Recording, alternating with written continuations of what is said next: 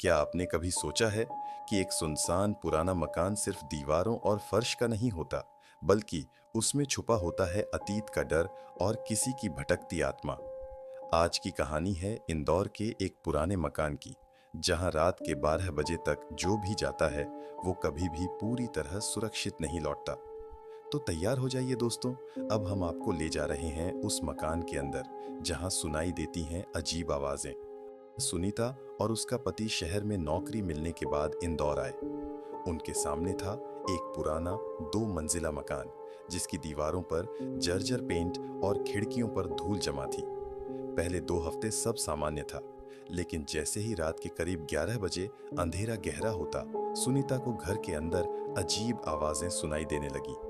कभी फर्श पर खुरच खुरच की आवाजें, कभी कमरे के दरवाजों का अपने आप खुलना और बंद होना, और कभी कभी दीवारों से फुसफुसाहट, जैसे कोई उसका नाम पुकार रहा हो।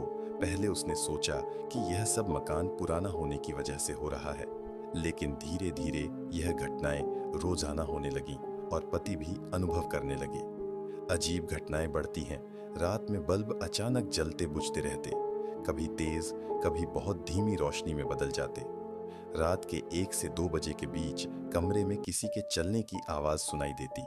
कभी कभी यह आवाज सीधे बाथरूम या बेडरूम की तरफ जाती। फुसफुसाहटें अक्सर सुनीता का नाम पुकारती। कभी कभी कमरे में किसी की छाया चलती हुई दिखाई देती, लेकिन कोई मौजूद नहीं होता। एक रात सुनीता और उसके पति सो रहे थे। रात के करीब 2 बजे सुनीता की नींद टूट गई। उसे लगा कोई उसके पास खड़ा है। धीरे धीरे बाथरूम गई और मिरर में देखा कि कोई खड़ा है। सफेद साड़ी में औरत, खुले बाल, हाथ में पुराना सूखा हुआ फूल। सुनीता ने चीखने की कोशिश की, लेकिन आवाज नहीं आई। जैसे ही पति बाथरूम पहुंचे, औरत धुएं जैसी धुंध में बदल गई और गायब हो गई। सुनीता और उसके पति उस रात से पूरी तरह डरे हुए थे। इसके बाद उन्होंने तय किया कि यह मकान छोड़ देना ही सुरक्षित है। स्थानीय लोगों ने बताया कि मकान के पुराने मालिक की बेटी 1970 में वहीं मर गई थी। उसकी मौत रहस्यमयी थी और शव कभी पूरी तरह दफनाया नहीं गया। तब से रात के समय उस मकान में अजीब आवाजें, फुसफुसाहटें और परछाइयां देखी जाती हैं। आज भी लोग कहते हैं कि अगर कोई रात 12 बजे पुराने मकान के पास जाता है, तो सफेद साड़ी वाली औरत की परछाई खिड़कियों में दिखाई देती है। हवा में अजीब सी खुशबू महसूस होती है, कानों में फुसफुसाहटें सुनाई देती हैं। सुनीता और उसके पति मकान छोड़कर शहर के दूसरे इलाके में चले गए, लेकिन यह घटना उन्हें जीवन भर याद रही। यह कहानी हमें यह सिखाती है कि अकेले अंधेरी और सुनसान जगहों पर न जाए।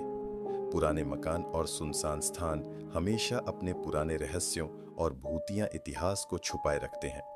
कहते हैं, डरावनी कहानियां केवल मनोरंजन के लिए नहीं होती, ये चेतावनी भी देती है कि कुछ जगहें इंसानों के लिए सुरक्षित नहीं होती।